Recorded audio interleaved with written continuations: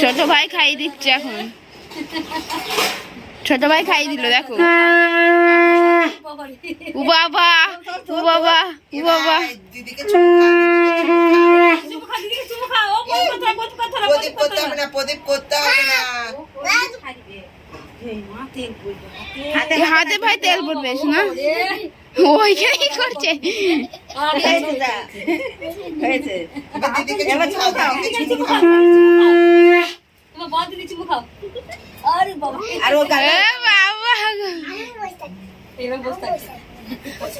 আরে